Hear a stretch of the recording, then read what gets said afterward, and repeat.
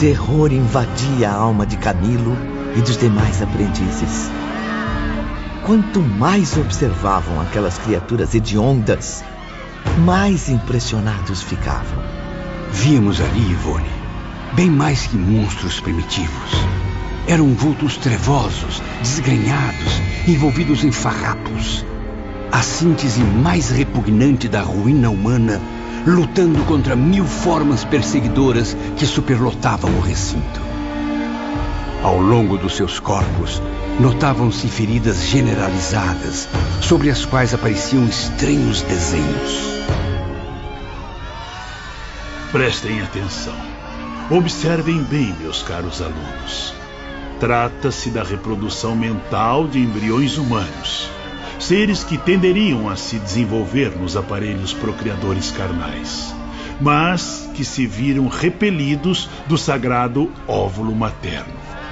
Sua imagem permanece, porém, refletida no perispírito da genitora infiel, como produto mental do ato nefasto. É deprimente, caro Surya Omar. Várias destas delinquentes encontram-se desfiguradas por 3, por 5, 10 imagens de embriões. Você percebe agora como a raça humana ainda tem muito a evoluir, professor Bellarmino? Veja o que essas mulheres fizeram a si mesmas e aos pequeninos. Pobres criaturas indefesas que agora flutuam em torno desses espíritos perturbados, torturando a consciência delas. Meu Deus, quanta maldade! Mas vejo também outros indivíduos obsessores em torno delas. São exatamente os filhos que estas mulheres não tiveram. Ou melhor, que não deixaram viver para cumprirem sua missão terrena. Eles não perdoam as atitudes que resultaram em prejuízos aos seus urgentes interesses espirituais. Passaram então a persegui-las com ódio e revolta, ainda presos àquelas que seriam suas mães, como se o processo de gestação continuasse no além-túmulo. Estas entidades obsessoras, verdadeiros monstros fabulosos, amigos ouvintes, nenhuma expressão da linguagem humana poderá descrever. O que será destas mulheres? Haverá luz para elas? Renascerão, reparando o erro fatal, João. Embora dementes, incuráveis, na tentativa de corrigir a desarmonia vibratória.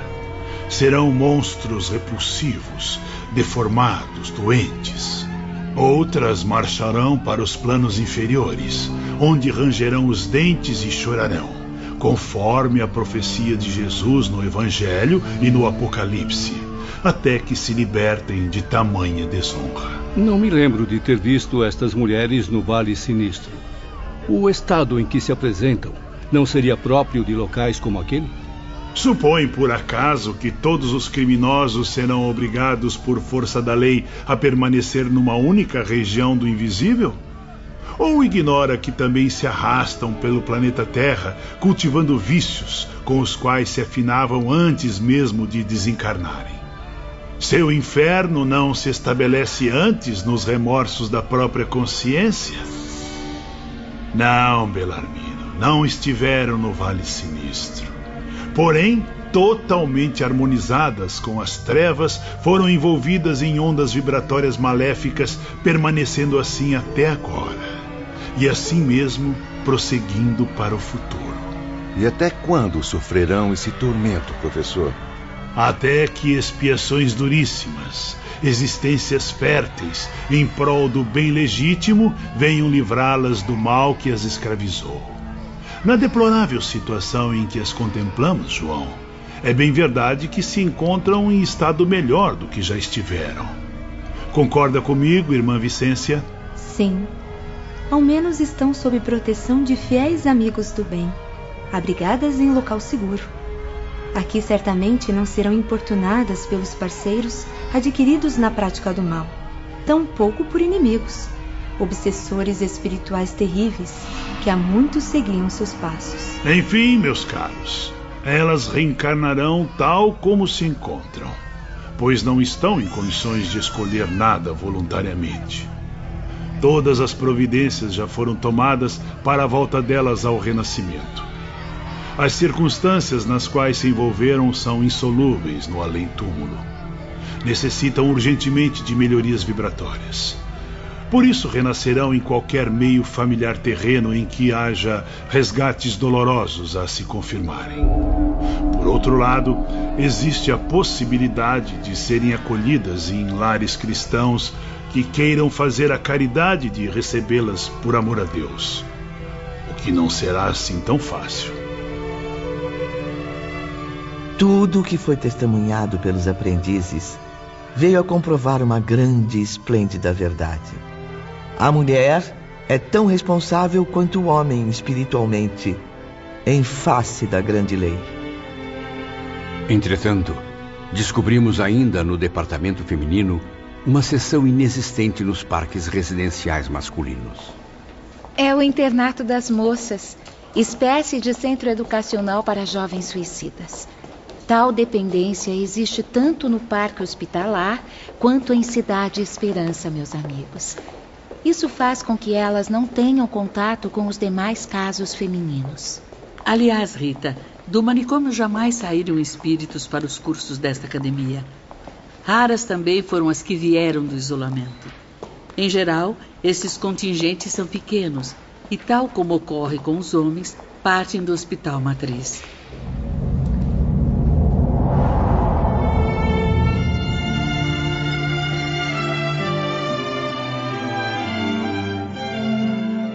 Faz precisamente 52 anos que habito o mundo espiritual. Tendo-o atingido através da violência de um suicídio, ainda hoje não alcancei a felicidade, nem a paz interior. Durante todo esse período, tenho adiado voluntariamente o dever de renascer no plano físico-material, envolvido em um novo corpo.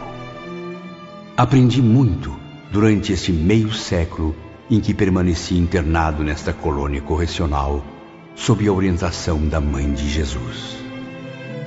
Mesmo desfrutando o convívio confortador de tantos amigos devotados, tantos mentores zelosos, derramei inúmeras lágrimas, enquanto muitas vezes o desânimo tentava deter os meus passos. Aprendi, porém, a respeitar a ideia de Deus, o que já era uma força vigorosa a me proteger, auxiliando-me no combate a mim mesmo. Trabalhei bastante, esforçando-me diariamente durante 40 anos em contato com lições sublimes. Lutei pelo bem, guiado pelas mais sábias entidades.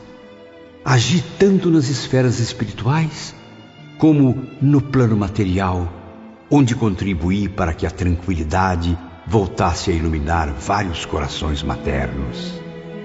Orei à beira de berços e valas, para que em muitos rostinhos infantis, lindos e graciosos, o sorriso despontasse novamente depois de dias e noites de febre. No coração de jovens desesperados, pude colocar a chama da esperança, desviando-os do desânimo que os levaria aos mesmos abismos que conheci, cometendo o crime do suicídio. No entanto, jamais me senti satisfeito e tranquilo comigo mesmo. A recordação dolorosa de Jacinto de Ornelas, infelicitado por mim com a cegueira incurável, ainda é constante, requisitando de meu futuro a mesma penalidade, ou seja, a cegueira. Sim, já que a prova máxima de ser cego foi anulada por mim diante da primeira oportunidade. Há muito tempo eu deveria ter voltado à reencarnação, e para isso, o que foi justo aprender nas academias da Cidade Esperança, concederam-me generosamente.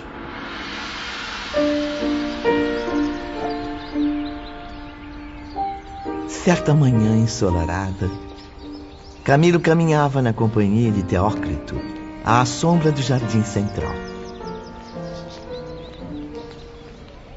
Na verdade, excelentíssimo diretor, eu só tenho a agradecer ao Instituto. Quem diria?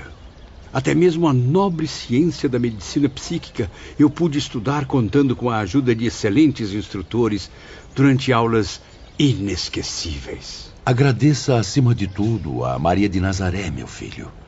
E acredite, o trabalho que você já executa há 12 anos nas enfermarias do hospital certamente trará muitos méritos ao seu espírito. Foi uma honra substituir Joel Steele, que partiu para novas experiências terrenas. Tal aptidão valerá a você a possibilidade de tornar-se um médium curador, Camilo. Porém, mais tarde, quando habitar novamente a Terra na próxima encarnação. Fico muito feliz em poder ajudar cada vez mais os sofredores terrenos, irmão Teócrito. Mas falta-me, no entanto, o idioma fraterno do futuro. Como sabe, tal estudo é facultativo. Aliás, todos os demais deveres que ainda abraçará também o serão. Meu conselho é que o faça, meu filho, e com muita dedicação, pois esse idioma, cujo nome simbólico é o mesmo de nossa cidade universitária, resolverá problemas até mesmo no além-túmulo. Pois estou decidido, prezado irmão. Desejo adquirir esse novo conhecimento. Pretendo dedicar-me profundamente ao Esperanto. Ao reencarnar, levará o idioma da paz impresso nas fibras do cérebro perispiritual. Depois, em ocasião oportuna, terá a intuição de aprendê-lo novamente com professores terrenos. Isso significa que serei mesmo médium já na próxima existência? Sim, Camilo. Por isso, uma vez reencarnado, deverá comprometer-se a difundir as verdades celestes entre a humanidade, apesar da cegueira que o espera nas estradas do futuro. Nos dias seguintes, Camilo meditou profundamente na conveniência de um idioma universal entre os homens e os espíritos.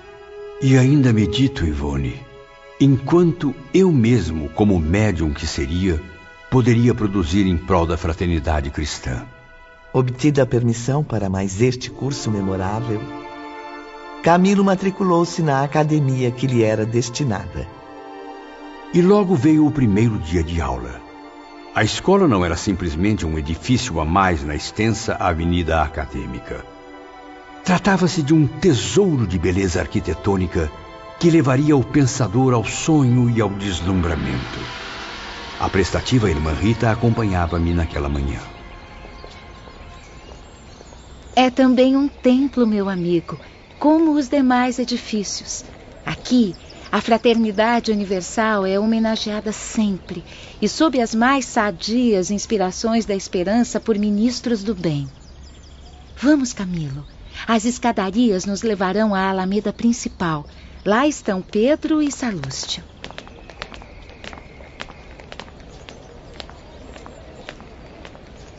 Bom dia, meus jovens. Bom dia, senhor Camilo. Bom dia, irmã Rita. Como representantes da direção universitária, fizemos questão de vir receber o amigo. Em termos terrenos, pode nos chamar de inspetores escolares. Ao longe, surgia então um imponente edifício. Era, porém, a única construção em tonalidades verdes e douradas, em contraste com a maioria de tons azuis e brancos. O mais impressionante era que não obedecia ao estilo hindu. Lembrava antes o estilo gótico, evocando até mesmo certas construções famosas da Europa. Os recintos interiores eram o que de mais belo e nobre Camilo apreciou em Cidade Esperança. Estou maravilhado, meus caros inspetores. Mas não vejo aqui os traços característicos dos nossos arquitetos. Seus olhos não mentem. Trata-se de uma filial da grande Universidade Esperantista do Astral, com sede em outra esfera mais elevada. Dela se irradia inspiração para suas dependências do invisível, até mesmo da Terra, onde já se inicia movimentação em torno da nobre causa entre intelectuais e pensadores de todos os povos. E quem são os diretores? Também iniciados em doutrinas secretas? os diretores são neutros, tanto na Terra como no além, em matéria de conhecimentos filosóficos ou crenças religiosas. São renovadores por excelência, idealistas a lutarem por um estado melhor nas relações sociais, comerciais, culturais e muitas outras que tanto interessam à humanidade. O próprio Victor Hugo, que você já conheceu nas reuniões das artes, além de outros grandes intelectuais da Europa, adere fervorosamente ao movimento.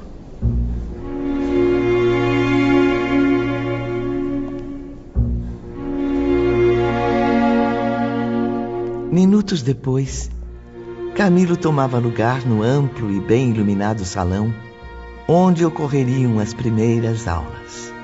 Uma vez ali, não pude evitar grande surpresa ao observar os aprendizes. O elemento feminino era superior em número ao masculino. E as mulheres mostravam-se dedicadíssimas ao aprendizado. Afinal, lhes traria conforto não só às suas mentes, como também aos corações. E isso, Ivone, certamente proporcionaria conforto a elas em situações críticas, soluções de problemas com os quais venham a se deparar no trajeto das reparações futuras. Assim como nas aulas de Aníbal e Epaminondas, as lições de Esperanto também ofereciam exemplos das civilizações terrenas. Seus problemas, muitos até hoje não resolvidos, e seus mais graves impasses, foram analisados em imagens exibidas numa espécie de cinematógrafo. E eu contava sempre com os esclarecimentos dos jovens inspetores Pedro e Salústio. Na aula de amanhã, Sr. Camilo, o tema será a multiplicidade de idiomas e dialetos. Uma das grandes desgraças que assolam a humanidade. Complicando até mesmo o futuro espiritual da raça humana. Afinal, no próprio mundo invisível, luta-se contra dificuldades motivadas pela diferença de linguagem. Fiquei profundamente impressionado com a aula de hoje, meus jovens. Foram expostos diversos detalhes, obstáculos desanimadores nas relações entre os países, os povos e os indivíduos. Tudo foi magistralmente examinado, desde as primeiras civilizações até o século XX, que eu próprio não alcancei no plano material. Não desanime, meu amigo. Ainda receberá ensinamento sobre a solução dos mesmos casos, a remoção das mesmas dificuldades. Enfim, a aurora de um franco progresso, Camilo. E tudo sobre o alicerce de um idioma que será patrimônio universal, assim como a fraternidade e o amor, unindo ideias, mentes, corações e esforços para as mesmas conquistas, a difusão da cultura em geral, a aproximação dos povos e a felicidade das criaturas.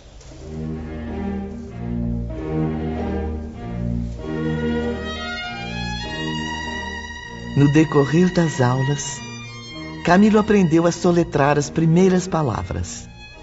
Elas eram apresentadas de forma artística, através de quadros vivos. Eram álbuns, livros que se moviam, inteligentes como se animados por um fluido especial. Ensinavam-nos a conversação, a escrita, toda a expressão de um idioma que ia se imprimindo em nosso intelecto. E os alunos iriam além da confraternização com os indivíduos terrenos. De quando em quando, recebiam visitas das esferas mais elevadas, no intuito de os encorajarem aos novos desafios. Eram verdadeiros congressos, Ivone. Assembleias brilhantes que tratavam do interesse da causa, das atividades para a vitória do ideal, dos sacrifícios e lutas para sua difusão e progresso. Era quando recebíamos a colaboração daqueles vultos eminentes cujos nomes a história terrena registrou. Eram daqueles dias radiosos. Camilo participava de mais uma inesquecível reunião. Grandes turmas de alunos, aprendizes do mesmo movimento e pertencentes a outras esferas, aderiam a tais congressos, colaborando piedosamente para o reconforto de seus pobres irmãos prisioneiros do suicídio. Os espíritos iluminados de Irmã Doris, Irmão Aníbal e do grande pensador Victor Hugo também estavam presentes.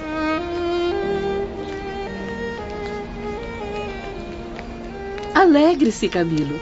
São dias festivos na Cidade Esperança. Nunca, enquanto homem encarnado, sequer sonhei em contemplar estas suntuosas praças ajardinadas, este majestoso palácio da Embaixada Esperantista Irmandores.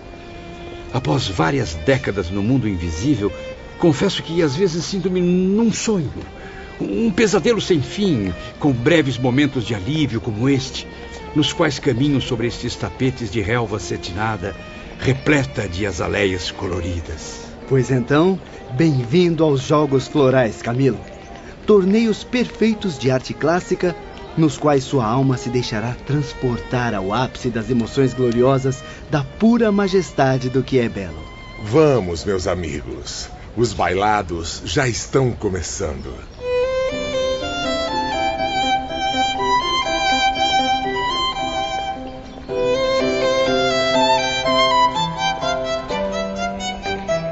Mas que beleza de espetáculo, meus amigos! Felicite suas devotadas auxiliares, Irmandores. Os cenários, as melodias e os artistas são extraordinários. Muito obrigada, irmão Vitor Hugo. Méritos também às jovens esperantistas que se superam a cada evento. Suas almas reeducadas à luz da fraternidade nunca se esquecem dos infelizes irmãos suicidas, descendo das paragens luminosas e felizes em que vivem para visitá-los. Nobres criaturas, sempre a nos conceder trégua para as terríveis preocupações com suas magníficas expressões artísticas.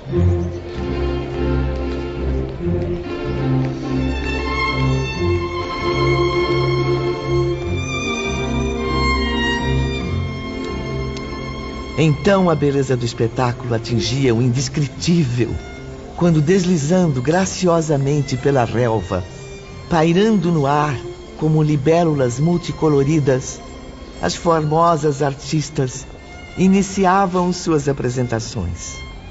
É a tradução perfeita da arte de Terpsícore, a deusa da dança. São jovens bailarinas que viveram na Grécia.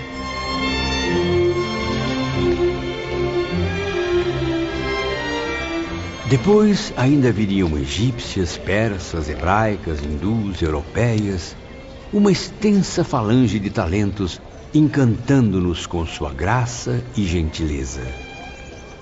Ao mesmo tempo, efeitos de luz suntuosos inundavam o cenário, como se extraordinários fogos de artifício descessem do firmamento. Eram raios que se cruzavam em belíssimos jogos de cores, transformando-se em cintilações surpreendentes. Logo mais, músicos célebres que viveram na Terra farão também suas apresentações.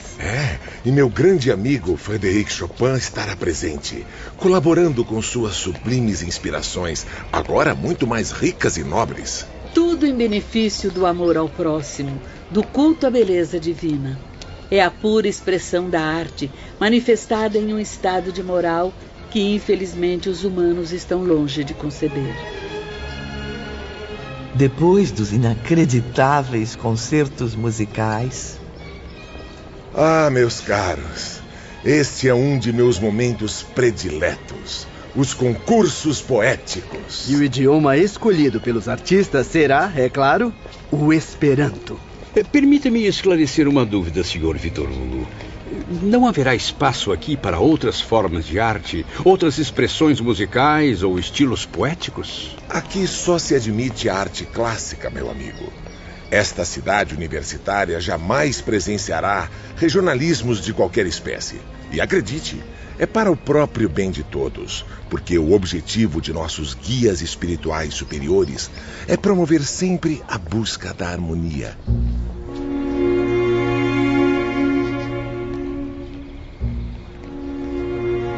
Muito bem, Camilo. Está na hora de retornar ao internato para o repouso noturno. As vigilantes o acompanharão. Estou emocionado, meus irmãos. Agradeço a todos do fundo do meu coração.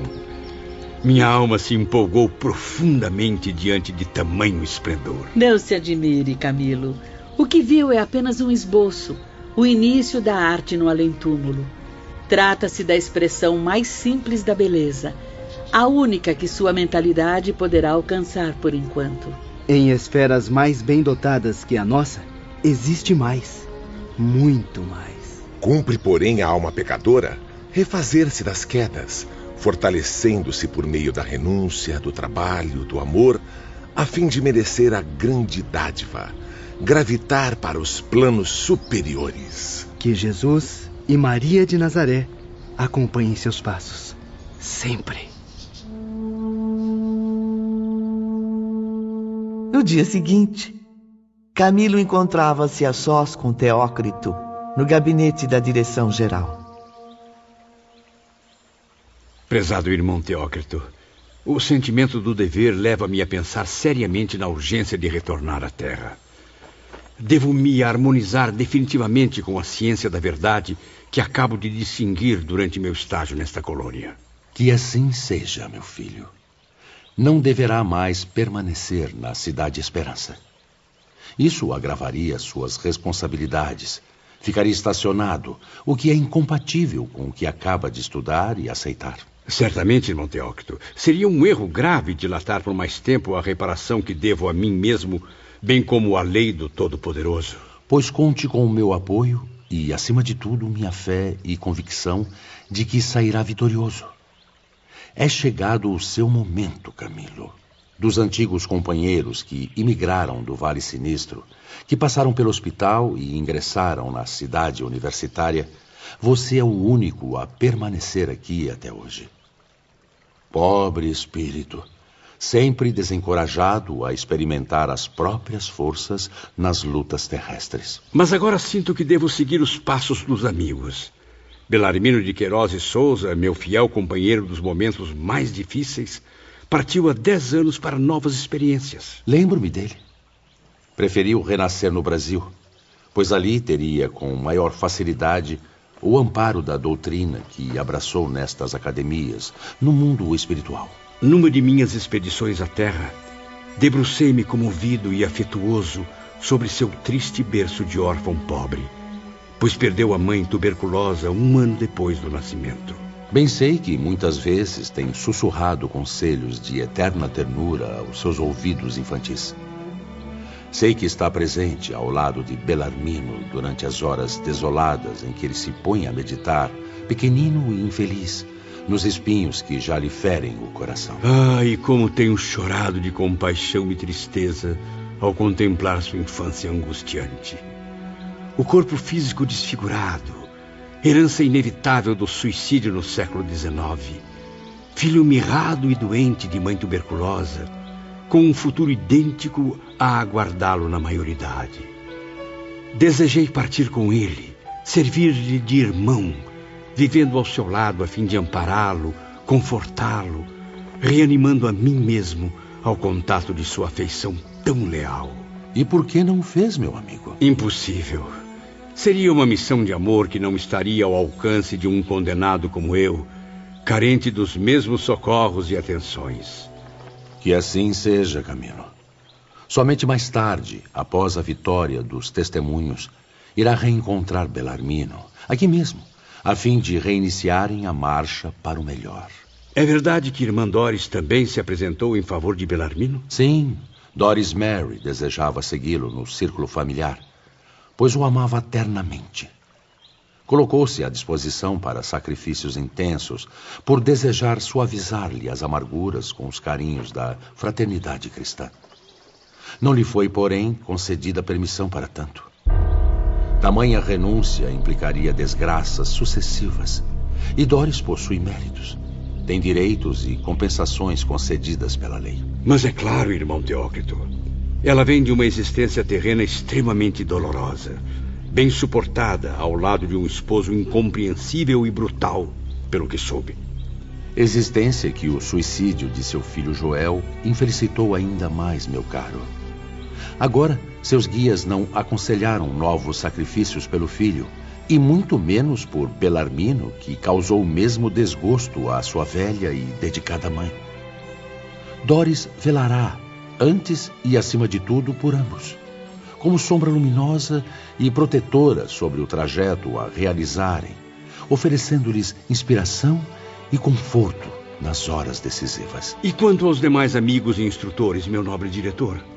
Parece que todos me abandonaram aqui. Cada vez mais sinto-me sozinho, perdido entre certezas e dúvidas, ilusões e realidades, coragem e medo.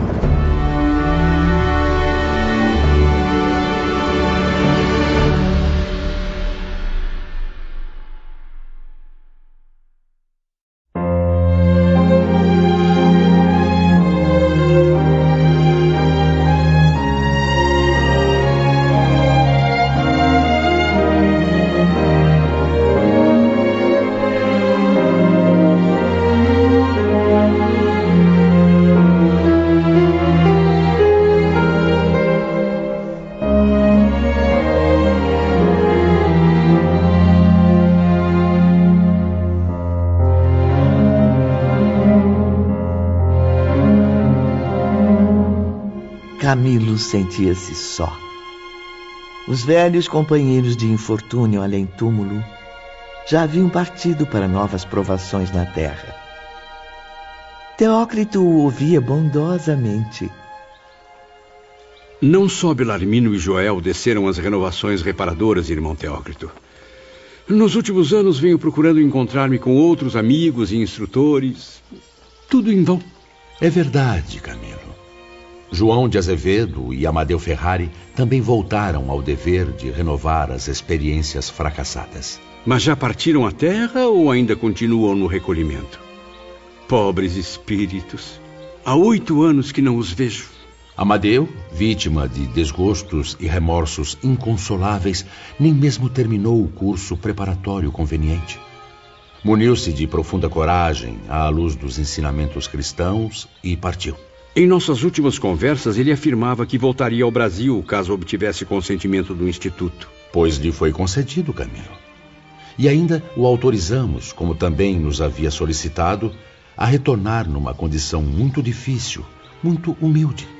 Assim, irá reparar com paciência a dupla mágoa que o aflige, a do suicídio e a da tirania. Não sei, meu Deus, juro que não sei, porque ainda não tive coragem de imitar esse gesto tão nobre deles. Tenho procurado por vários anos os conselhos do Dr. Roberto, mas há tempos que não o encontro. Roberto de Canaleiras não faz mais parte da nossa equipe de médicos aprendizes, Camilo. Ele deixou o departamento hospitalar, pois acaba de partir para a reencarnação. Tomou novas vestes carnais, sob a responsabilidade de atuar nos ensinamentos da terceira revelação. E a irmã Rita de Cássia? A linda e encantadora vigilante que já enxugou tantas lágrimas dos meus olhos torturados. Por onde anda essa alma iluminada, a quem me afeiçoei com a mais doce ternura possível ao meu coração? Ela seguiu o gesto de Roberto? Os dois reencarnaram na mesma época, mas não viverão experiências semelhantes. O matrimônio não está no trajeto do admirável Roberto de Canaleiras. Ah, Roberto, espírito iluminado. Certamente optou por não se casar, fiel ao antigo sentimento pela mulher amada. Exatamente, meu irmão. Preferiu antes servir às causas mais amplas, desdobrando-se em atividades a favor da coletividade. E quanto a Rita? Caráter firme, coração evoluído para as altas aspirações. Qual será sua missão terrena? Irmã Rita é muito especial, capaz de realizar missões femininas de grande responsabilidade. Decidida como nunca, pediu e obteve permissão para casar-se com Joel Steele. Surgirá em sua vida como radiosa aleluia, depois que ele se reabilitar perante a própria consciência. Que ótima notícia! Afinal, Rita e Joel se amam. Percebi isso bem cedo. Merecem ser muito felizes sob a lei do Todo-Poderoso. E assim será, Camilo. Pois o Senhor dos mundos e das criaturas, na imensidão de sua bondade, permite à alma arrependida tais compensações. Rita será na terra, como foi no espaço, a vigilante amorosa e gentil que, no círculo familiar terreno, se rodeará de almas ainda carentes de amparo. E se bem a conheci, irmão Teócrito, ela irá confortá-las, reanimá-las afetuosamente, ao mesmo tempo em que, através de virtuosos exemplos, as impulsionará para a vitória.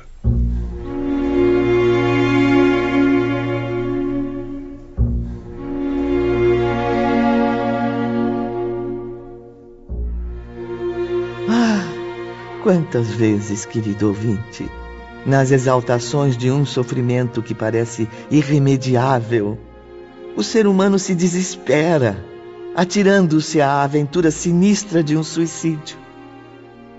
Por que tanta ansiedade, quando num curto espaço de tempo encontraria a solução para o seu problema, o auxílio da providência com o conforto de que carecia? Faltou-lhe a paciência, porém, a calma necessária para refletir e esperar a melhoria da situação. Por isso, com o suicídio, um abismo de trevas, em séculos de lutas e provações, originou-se para o seu destino, ensinando que convém à criatura ser forte e paciente na adversidade. E nunca, jamais, entregar-se à revolta e ao desespero que não servem a nada. No amplo dormitório do internato de Cidade Esperança, onde habito desde o início de 1910, só existem novatos. Às vezes, uma profunda amargura vem afligir a minha alma. Como alguém que, vivendo na Terra muitas décadas, se visse excluído da presença dos amigos e familiares mais queridos. É como se eu fosse um ancião, sozinho no mundo, contemplando as ruínas que a ausência dos seres queridos que já se foram cavaram em torno de sua velhice. Torno-me assim incompreensível, intolerável no conceito dos jovens que agora povoam os meus dias. Os leitos dos velhos amigos passaram a ser ocupados por outras entidades. Espíritos que, mesmo afinados por princípios idênticos, não estavam tão ternamente unidos pelas alianças forjadas no tempo. Este era o tema da conversa entre Camilo e Ramiro de Guzmán. Compreendo como é duro conviver com tantos indivíduos e, ao mesmo tempo, sentir-se tão só. Tudo nesse ambiente deve trazer profundas recordações à sua mente, não, Camilo? Veja, meu caro Ramiro. Ali está a janela de balaústres bordados que tantas vezes abrigou as alegrias e tristezas de Belarmino. Ao amanhecer, ele se debruçava no seu peitoril para saudar a alvorada e comungar com o alto por intermédio da prece.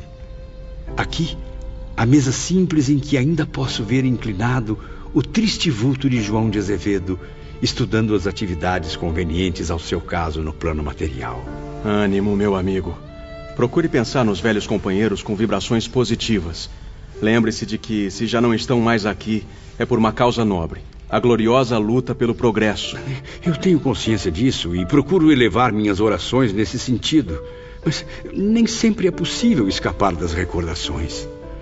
Olhe bem, ao longe, à nossa direita, sob as sombras das árvores do parque, os bancos em que meus velhos amigos e eu nos divertíamos, falando das esperanças que acendiam novas energias em nosso íntimo. Contemplo esses pequenos detalhes e mal consigo conter as lágrimas. Isso se chama saudade, Camilo. É ela que faz a angústia sussurrar em sua alma, dizendo que deve imitá-los sem demora, a fim de saldar as dívidas da consciência. Jamais, no entanto, Camilo deixava de trabalhar. Procurava serenar o coração entristecido ao lado dos conselheiros, cumprindo a tarefa de servir aos sofredores, como relatava a Carlos de Canalejas. Como sabe, divido-me entre as tarefas do hospital e outras várias ao meu alcance, tanto na superfície do planeta como no perímetro de nossa colônia. E o faz muito bem, Camilo. É a melhor maneira de afastar as tristezas e preparar-se para o grande testemunho. Por mais que tente, Dr. Carlos, não consigo livrar-me do juízo que faço de mim mesmo. Juízo daquele que perdeu o valor, que tende a cometer novos erros, agravando voluntariamente as responsabilidades que já lhe pesam. A verdade é que não passo de um parasita a ocupar locais que melhor caberiam a outro. Não diga isso, Camilo. Tudo o que conquistou até agora neste instituto foi por mérito próprio. Você tem o direito de estar aqui. É inútil tentar, meu caro doutor. A vergonha fica estampada em meu rosto sempre que pelas ruas da cidade deparo-me com Aníbal de Silas, Epaminondas de Vigo e Súria Omar. Sim, professores que há muito me dispensaram de suas aulas até que eu possa provar dignamente os valores adquiridos. E para isso, só me resta a experiência do Renascimento. Todos confiam em você, Camilo. Todos. Agora é a sua vez de acreditar no que aprendeu com eles. Sorriem para mim bondosamente, contemplam-me com interesse, Dr. Carlos. Mas os olhares que me dirigem são como flechas de fogo, questionando a minha consciência. Por que ainda não se animou ao cumprimento do dever? Carlos de Canalejas e Ramiro de Guzmán passaram a oferecer nobres conselhos a Camilo. E foi num encontro com o chefe da seção de Relações Externas que ambos se lembraram do jovem Dr. Roberto. Ah, como aprendi com as palavras de Roberto. Quem sabe um dia não terei a honra de ouvir a história dramática de Leila, o grande amor de todas as suas existências. Pois saiba que ele, antes de partir para a reencarnação, pediu que eu me aproximasse de você. Recomendou ainda que não me esquecesse de narrar tal história, a saga de um amor poderoso, mas que trouxe tanta dor àqueles corações. Camilo servia sob a assistência frequente de Ramiro, o que proporcionou a ele realizar muitos trabalhos na esfera terrestre. Sob sua orientação, visitei vários amigos do passado que agora habitam novos corpos carnais. Há cerca de 2 meses regressei de um estágio de 12 semanas no Brasil, onde ocorreram fatos inesquecíveis. Camilo e Ramiro de Guzmán chegaram à tumultuada São Paulo, a maior cidade brasileira. No entanto, não se dirigiram às ruas movimentadas, nem aos bairros aristocratas. Partiram para as áreas mais miseráveis da grande metrópole. Lembra-se de Mário Sobral? Pois iremos visitá-lo agora. Veja, lá está ele, Camilo. Meu Deus, não. Oh, pobre Mário, o que foi fazer a você mesmo? Camilo não se conteve. Entregou-se ao pranto à beira do leito humilde no qual via repousar o corpo mutilado de Mário Sobral, o infeliz amante e assassino de Eulina. Compreendo sua tristeza, meu amigo. Esta habitação miserável, construída em frágeis tábuas de pinho e velhas folhas de zinco, é a expressão da mais terrível miséria de alguns brasileiros. Pobres almas, a que cruel provação tem que se submeter? É a pena que deverão cumprir para a reconstrução sublime de si mesmos, meu amigo. Infelizmente, Ramiro, devo reconhecer.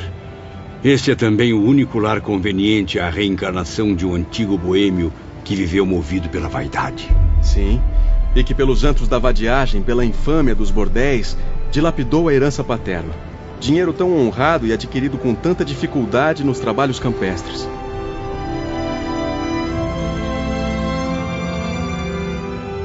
Mário estava vestido como um maltrapilho. Tinha os pés descalços, feridos pelas pedras das estradas em que transitava. Mutilado das mãos, apresentava os cabelos ainda despenteados. A fisionomia semelhante à que Camilo conhecia desde o Vale Sinistro. Ele está nervoso, com muita dificuldade para respirar, Ramiro. Mário foi atacado por uma estranha doença que tortura a sua traqueia e a sua faringe. Isso lhe causa crises frequentes e penosas, atraindo febre alta e deixando-o sem voz. Que desgraça! Mas ninguém o ajuda? Não vejo nenhum familiar por perto. Mário vive agora sem família, Camilo. Lembre-se bem, no passado, em Lisboa, ele difamou o círculo familiar em que havia nascido. Um lar tão honrado e amável que a providência divina lhe ofereceu a fim de que se munisse de boa vontade para realizações honestas. E não soube aproveitar-se dignamente do que dispunha. Agora vejo que vive pobre, miserável, mesmo faminto, porque não foi um guardião fiel dos bens materiais que o céu lhe confiou. Ao contrário, Camilo, desperdiçou-os, valendo-se deles para alimentar suas perversões mundanas. Mário habita nesta vida o corpo de um iletrado, uma vez que, universitário em Coimbra, na existência passada, não utilizou para nenhuma finalidade nobre a rica cultura intelectual que adquiriu. Tornou-se um homem inútil, imoral e desumano, sem jamais ajudar seus semelhantes. Naquele momento, Ivone, eu não via mais à frente de meus olhos apavorados aquele Mário Sobral inteligente, cujo farto vocabulário encantava os companheiros de enfermaria.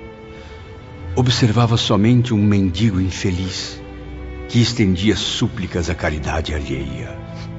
Ramiro, no entanto, tentava esclarecer minha mente angustiada com sua confortadora sabedoria. Compreendo suas lágrimas, Camilo. Mas deve-se ater às circunstâncias que levaram Mário Sobral a esta terrível condição. Meu Deus! É a ruína social reduzida ao mais baixo nível que já pude testemunhar. Não exagere, Camilo. Veja bem, observe com o olhar do coração. Não contemplamos um depósito de ruínas neste casebre ou neste corpo mutilado, mas o trabalho de reerguimento espiritual de uma alma pertencente à imortalidade. Sim, meu caro ouvinte. Profundamente arrependido dos atos cometidos no passado, Mário traçou ele mesmo o seu mapa de provações terrenas. Camilo tinha consciência disso, mas era difícil ser frio naquele instante, compreender racionalmente o motivo de tanto sofrimento. É tudo resultante da lei de causa e efeito, meu amigo. Lembre-se de que Mário cometeu suicídio por enforcamento, o que explica a origem dos males que ele sofre agora, com imensas dificuldades para respirar. Certamente, Ramiro, tanto a doença mental quanto a enfermidade na faringe são repercussões desse ato brutal. São a prova de que todo este lamentável presente é obra do seu próprio passado, e não um castigo proveniente de um juiz impiedoso e vingativo. Mas quanta ruína, quanto desespero! Oh, Deus Pai! Você diz que o que vê são apenas ruínas, Camilo. Pois bem, destes escombros tão cruéis, despontará para Mário Sobral a alvorada de novos progressos. Recuperando-se neste ambiente, ele estará saldando a dívida que o atava às torturas do remorso. Assim, alcançará a reabilitação perante si mesmo e as leis que infringiu. Mas como? Vivendo aqui abandonado à mercê da caridade das criaturas humanas? Engana-se. Por acaso Mário Sobral não é, antes de tudo, aprendiz da Legião dos Servos de Maria? Sim, ele se encontra ainda registrado no Hospital Maria de Nazaré, mas... Então deve recordar que esta encarnação é o tratamento conveniente a casos graves como o dele. A nova experiência terrena será como uma poderosa cirurgia, que o levará bem cedo à convalescença. Aos poucos, Camilo passou a sentir a presença marcante de irmão Teócrito, como se o velho mentor falasse aos seus ouvidos. E as palavras daquele espírito iluminado esclareceram ainda mais as minhas angústias diante da trágica situação. Acredite, meu filho, estarei sempre à frente dos seus passos. Vigilantes e enfermeiros do hospital, como do departamento a que você pertence, assistem Mário Sobral carinhosamente, velando por ele como um enfermo grave. É claro, irmão Teócrito. Jamais duvidei da presença dos servos de Maria ao lado deste pobre espírito reencarnado. Mas o que eles podem fazer de imediato para aliviar tanto sofrimento? A verdadeira recuperação não se opera de imediato, Camilo, mas pouco a pouco, dia a dia, em sintonia com as razões divinas. E será diariamente, transfundindo energias, coragem e esperanças, que nossos irmãos espirituais auxiliarão Mário Sobral. Sim, esperanças cada vez mais novas e sólidas. Preocupados sempre em ajudá-lo a remover as montanhas das maldades que levantou em seu destino. Obstáculos causados pelas ações cometidas por ele próprio, à revelia do bem. A energia vibratória de Teócrito partiu, deixando Camilo novamente a sós com Ramiro de Guzmán. Talvez não saiba, mas eu mesmo o visito frequentemente, como nesse momento, fiel às minhas missões. Muitas vezes também encaminho seu espírito aos nossos postos de emergência do astral, no intuito de reconfortá-lo, de estimular suas energias fluídicas. Só assim Mário suportará essa amarga sentença que lhe tirou, como posso observar, o velho sorriso do rosto. Estranho, mas é como se ele intuitivamente tivesse a noção dos motivos que o levaram à ruína. Não é bem assim, Camilo. Observe com atenção. Perceba como ele apresenta sinais de melhora. Sua alma já consegue antever o sorriso de uma conformidade que vem construindo o caminho para a vitória. Mas como Mário consegue viver momentos felizes em meio a tanta desgraça? Mário Sobral sente-se mesmo feliz, pois nas profundezas da consciência existe a certeza de que assim, exatamente como vê, está cumprindo o sagrado dever de cidadão imortal. E tendo na mente esta convicção, seu destino será afinar-se com a lei do bem e da justiça universais. Ramiro de Guzmán sobrepôs as mãos translúcidas na testa fervente de Sobral, transmitindo fluidos que suavizassem sua dificuldade respiratória. Enquanto isso, Camilo concentrou-se respeitosamente, clamando à Mãe de Jesus. Oh, governadora amorosa de nossa legião, concedei alívio a este mísero companheiro das minhas antigas desventuras. Deus nos propicia caminhos de glórias, meu caro amigo, em lutas fecundas entre lágrimas e oportunidades de redenção.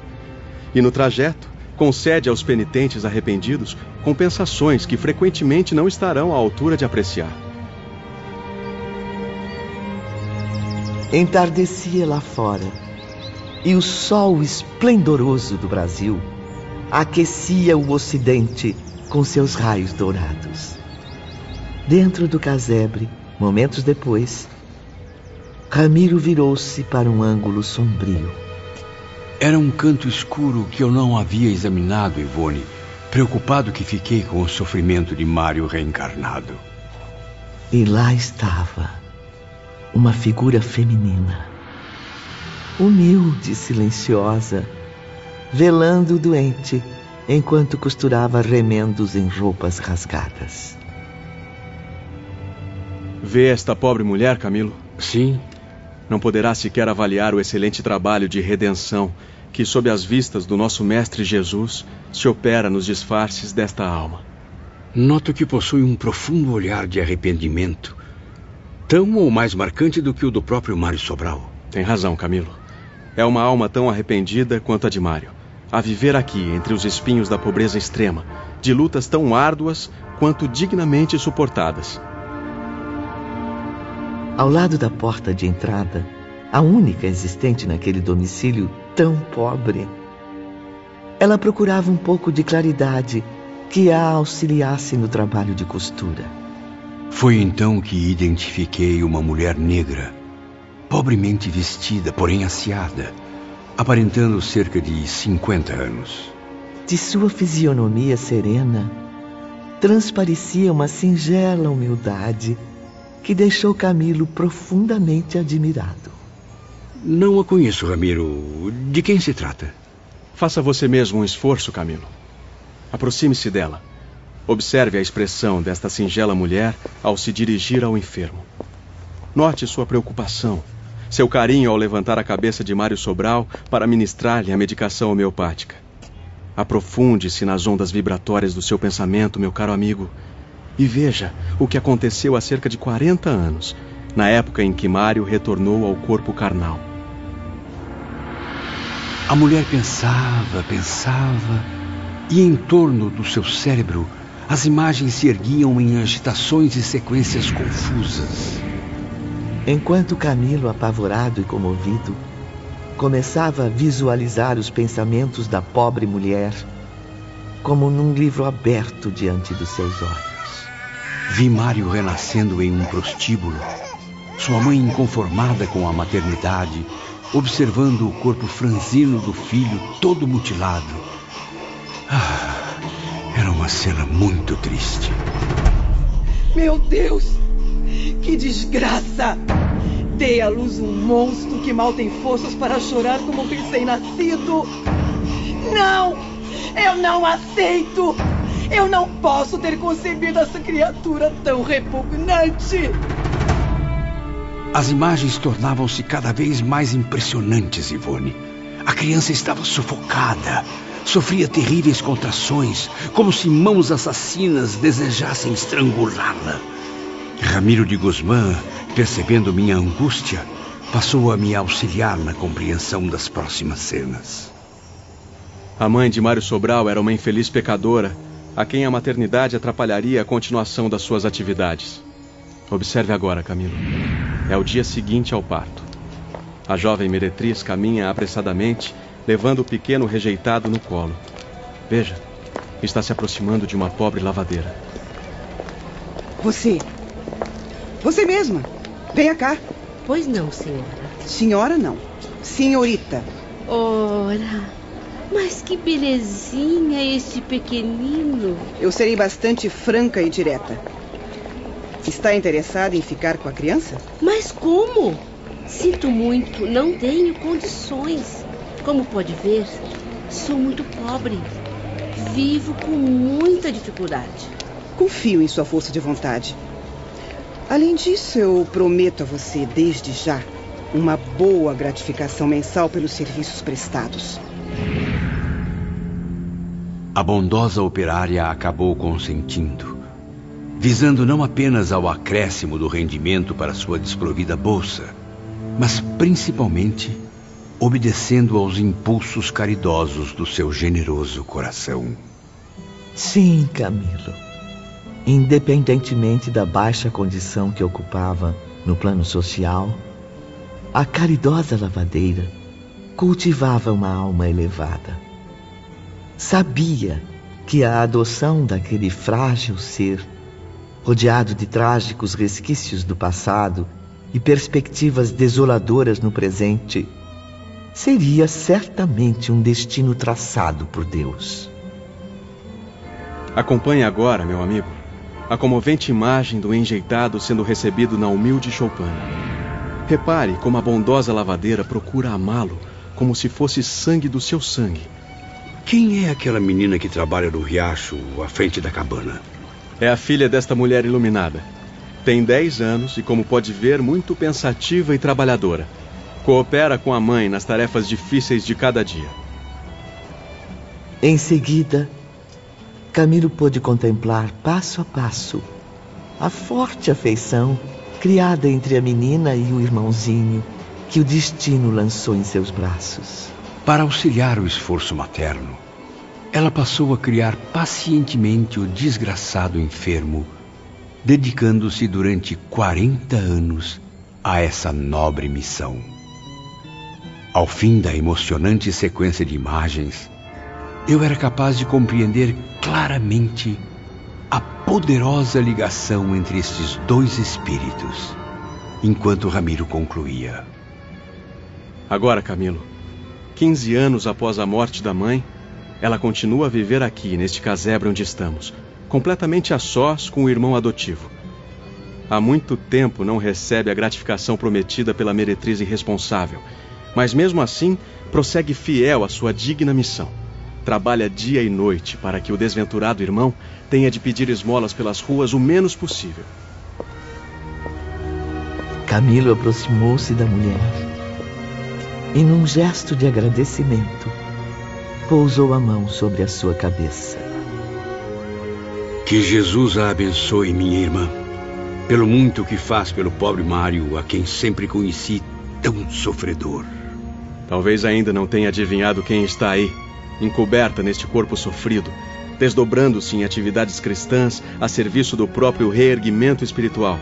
Desculpe-me, Ramiro, seria alguém que conhecemos? Nós nem tanto, mas Mário Sobral a conheceu profundamente. Esta nobre mulher é a reencarnação de Eulina.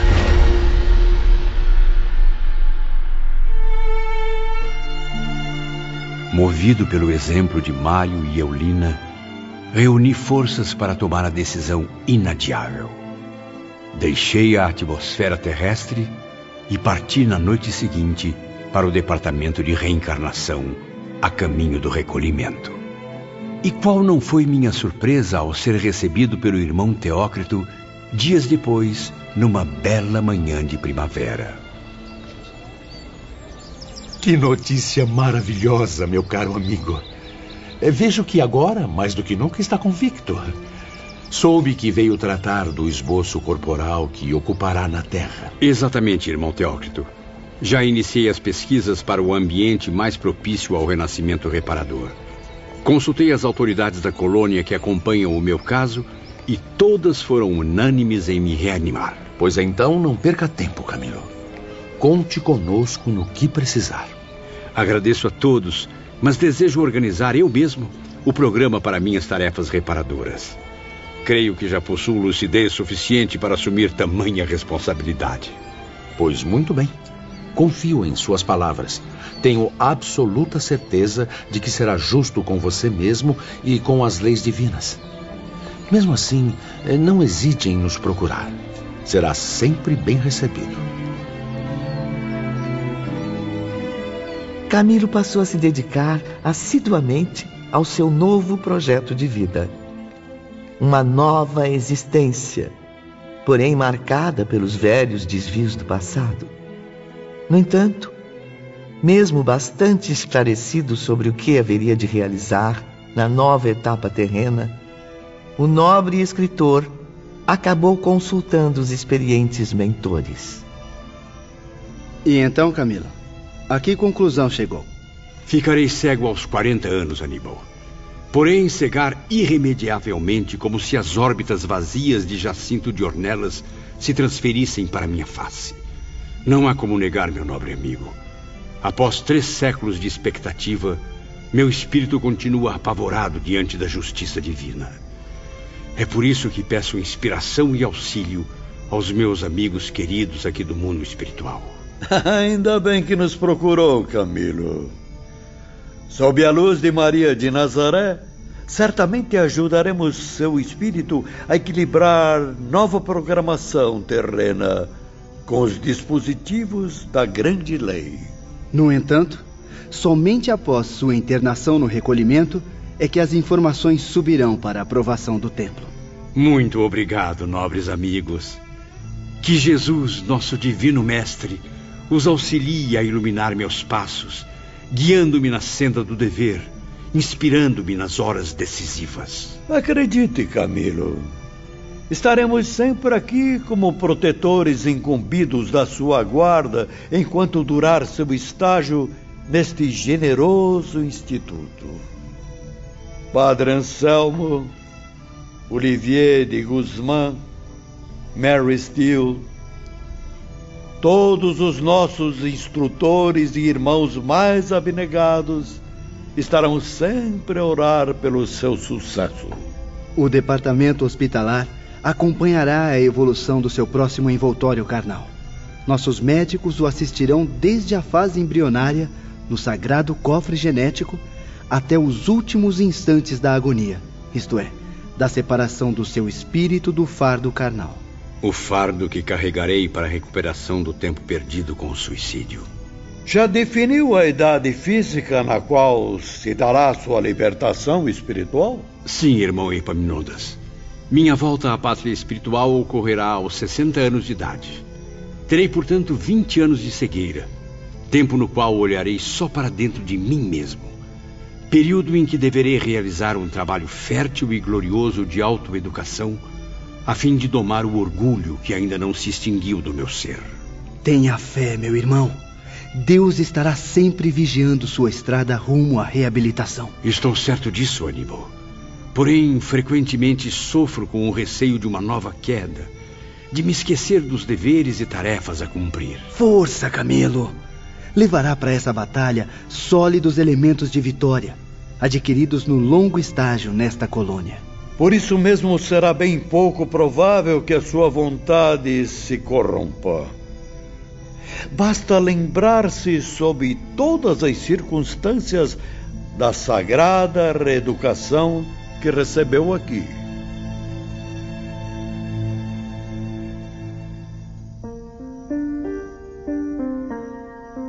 Nos dias seguintes, Camilo despediu-se de todos os amigos e companheiros numa peregrinação fraterna pelos departamentos da colônia. E todos, Ivone, sem exceção, foram unânimes em me prometerem assistência espiritual durante o exílio na terra, com suas preces ao Senhor de todas as coisas. Às vésperas da partida, Camilo teve uma extraordinária surpresa. Numa tarde de céu azul celeste, o espírito da inesquecível irmã Rita deixou a esfera terrestre e foi visitá-lo na colônia espiritual, sob a luz dos últimos raios de sol. Que a fé em Deus e no menino Jesus o acompanhe eternamente, meu querido irmão. Sentiremos muitas saudades. Sinto-me também prematuramente saudoso deste suave reduto, minha jovem. Recanto abençoado que me abrigou por tanto tempo e onde adquiri tantos e preciosos esclarecimentos. Além de ter adquirido também outra grande dádiva, companheiros fiéis, que jamais se esquecerão do que também aprenderam com você, Camilo. Eu soube que há alguns dias uma verdadeira romaria de amigos percorre o internato a fim de visitá-lo. Ah, irmã Rita, quanta alegria! Chefes de seção, enfermeiros e vigilantes e até psiquistas e instrutores vêm me abraçar, felicitar-me pela resolução tomada. E muitos virão, trazendo ainda cheios de bondade e estímulo, votos de vitória e aquisição de méritos. Não tenho dúvidas, minha amiga. Estou absolutamente certo de que nos testemunhos novos que me esperam às margens do velho e querido Tejo, uma falange luminosa de entidades amigas estará presente. No dia seguinte, ofereceram a Camilo uma pequena festa de despedida e outra surpresa confortadora o esperava. Exatamente, minha cara Ivone. Através dos nossos possantes aparelhos de visão à distância, pude contemplar pela primeira vez a formosa mansão do templo na plenitude da sua intraduzível beleza. Assisti assim a uma assembleia de iniciados espirituais, ouvi os seus discursos sublimes inspirados nas mais altas expressões da moral, da filosofia, da ciência e da verdade de Deus. Ah, meu querido amigo, posso ver e sentir agora, através das suas vibrações, o que vivenciou naquele momento inesquecível. No santuário, onde se reuniam, lá estavam os 12 mentores responsáveis por toda a colônia, unidos para o solene momento da prece. Então observe, Ivone. Reveja agora comigo, através dos olhos da mente, a paisagem arrebatadora daquele mágico vilarejo. Recanto onde eu só poderia entrar novamente após o retorno da encarnação que me esperava. Sim, Camilo.